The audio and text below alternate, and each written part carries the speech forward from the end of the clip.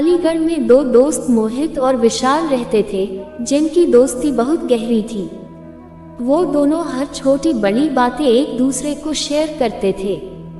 एक दिन मोहित विशाल को गले लगाकर बहुत खुशी से बोलता है, विशाल भाई, आज तेरी भाभी रूबी ने मेरा प्रपोजल एक्सेप्ट कर लिया।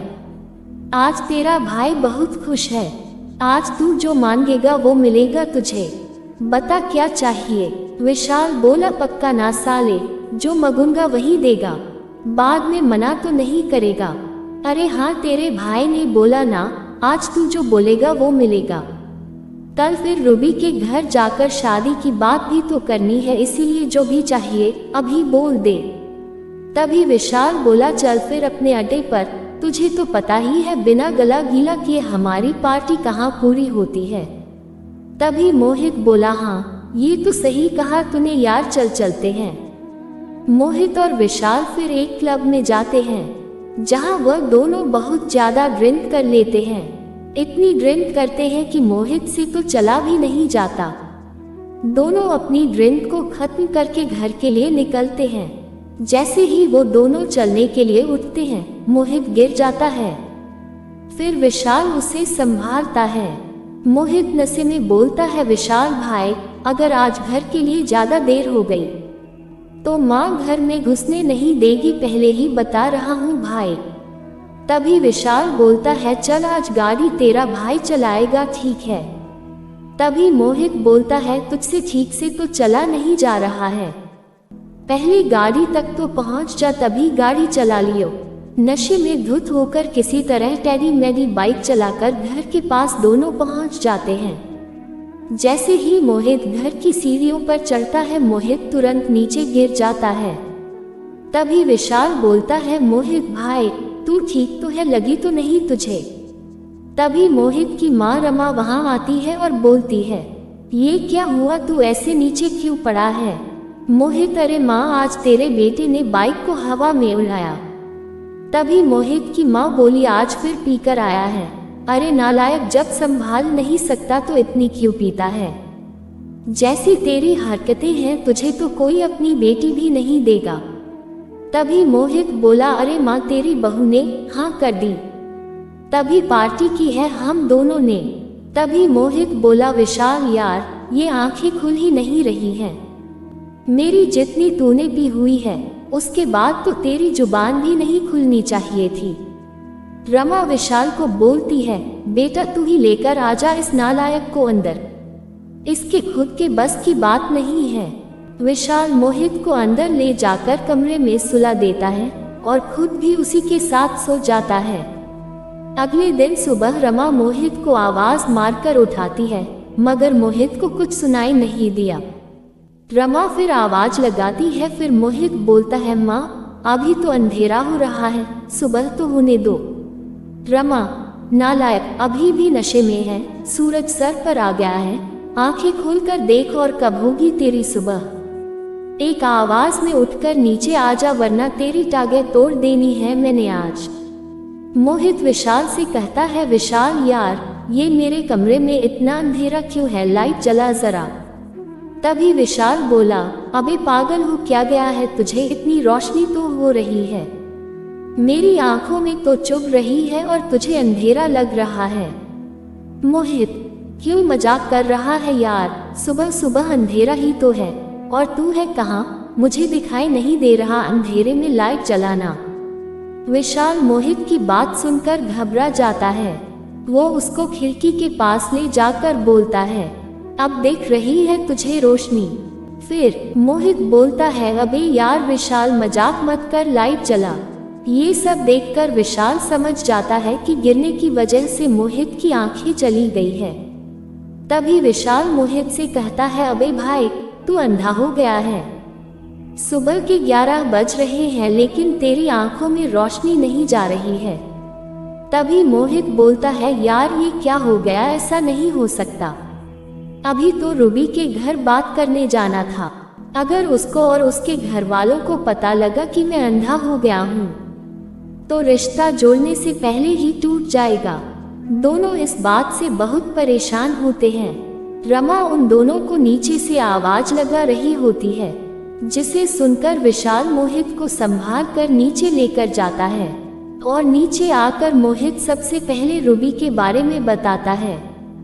जब रमा अपने बेटे के प्यार के बारे में सुनती है तो खुशी से बौखला जाती है और बोलती है, सच्ची तुझे लड़की मिल गई, शुक्र है भगवान का, तुझे किसी लड़की ने पसंद किया, वरना तेरे लक्षण देखकर तो लगता ही नहीं था कि कोई लड़की तुझसे शादी करेगी।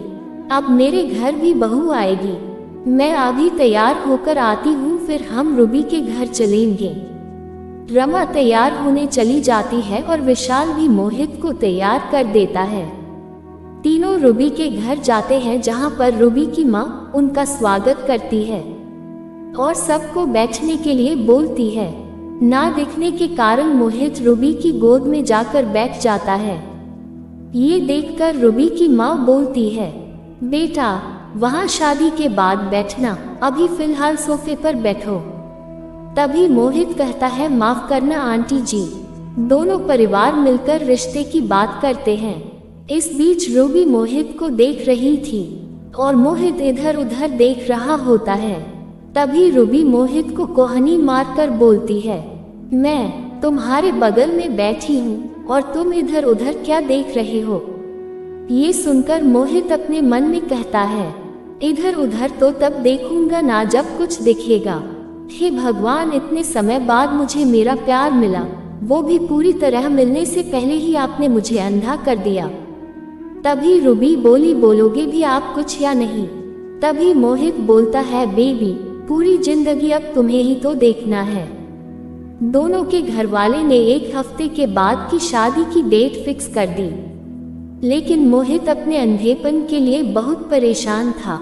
मोहित अलग अलग डॉक्टरों से बात करता है, लेकिन कोई भी उसकी आंखों की रोशनी वापस नहीं ला पाता। धीरे धीरे शादी के दिन भी पास आने लगते हैं और शादी की तैयारियों में मोहित कोई मदद नहीं कर पाता, क्योंकि वो कुछ देख ही नहीं सकता था। वो अकेले कभी कहीं तो कभी कहीं टकराकर गिर जाता था। ये सब देखकर रमा मोहित से बोलती है, ये आँखें क्या किराए पर देकर आया है जो इनसे दिख नहीं रहा है तुझे। ऐसा बोलते ही मोहित रोते हुए अपनी माँ को सारा सच बता देता है। ये सुन के उसकी माँ बोली, नालायक, तुझे कितनी बार कहा है इतनी मत पिया कर, लेकिन नहीं, तुझे कहाँ कुछ समझ में आता है, तुझे तो पीना जरूरी होता है। देखिए अब अपने पीने का नतीजा, जो उस दिन तूने इतनी नहीं पी होती तो आज अंधा नहीं होता। माँ अब हो गई ना गलती, माफ कर दो। तभी माँ बोलती है, माफ कर दूं? अरे नालायक, मेरे से तो झूठ बोला चल जाएगा, कम से कम जिसके साथ जिंदगी बितानी है उसे तो सच बता देता। ऐसे धोखा देने से रिश्ते नहीं जुड़ते।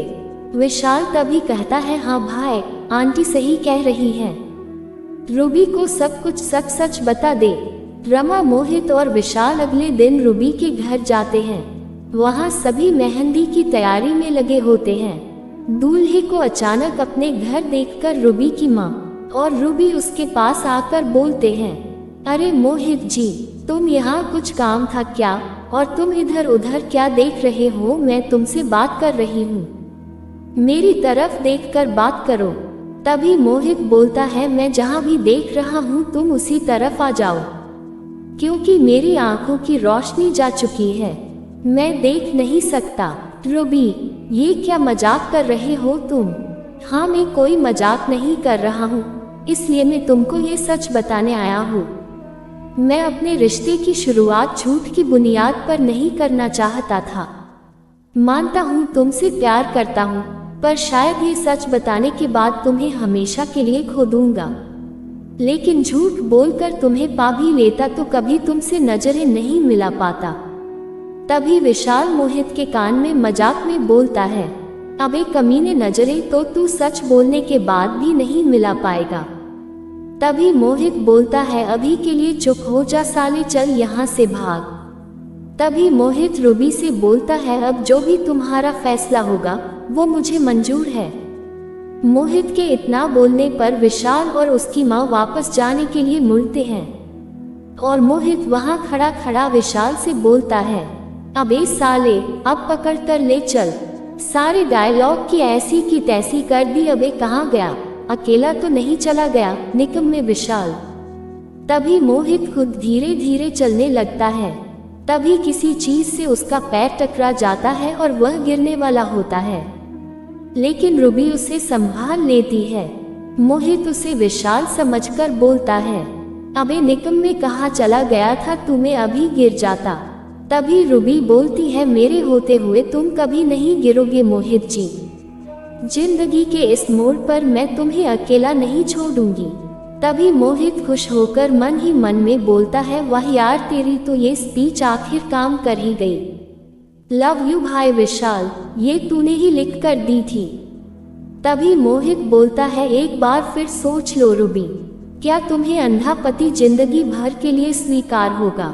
रूबी, हाँ मुझे स्वीकार है, आज से मैं तुम्हारी आंखें बनूंगी। रूबी मोहित को अपना लेती है, दोनों की शादी हो जाती है। शादी के बाद रूबी कमरे में मोहित का इंतजार कर रही होती है और मोहित गिरता पड़ता कमरे में आकर बोलता है, काश विशाल साथ होता, लेकिन आज तो सुहाग रात है, आज के दिन तो अकेला ही जाना पड़ेगा। रूबी संभाल कर मोहित को बैग के पास लाती है। मोहित रूबी की गर्दन दोनों हाथों से पकड़कर बोलता है, अरे विशाल, ये तुम्हारी कमर इतनी पतली और ऊपर कैसे हो गई? तभी रूबी बोलती है, बेबी वो मेरी गर्दन है, अपना हाथ मेरे हाथ में दो। रूबी मोहित के हाथों को अपनी कमर पर रखकर बोलती है, अरे मेरे अंधे पति, ये है मेरी कमर। वैसे मानना पड़ेगा आंखें नहीं है, लेकिन रोमांस कूट कूट कर भरा है आप में। तभी मोहित बोलता है, अरे मेरी गुलाबो, रोमांस के लिए आंखों की क्या जरूरत है? अच्छा मेरे पति देव, तो बताओ किसकी जरूरत होती है?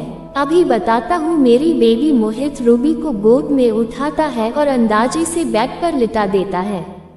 उसके बाद वो दोनों अपनी शादी की पहली रात को एंजॉय करते हैं।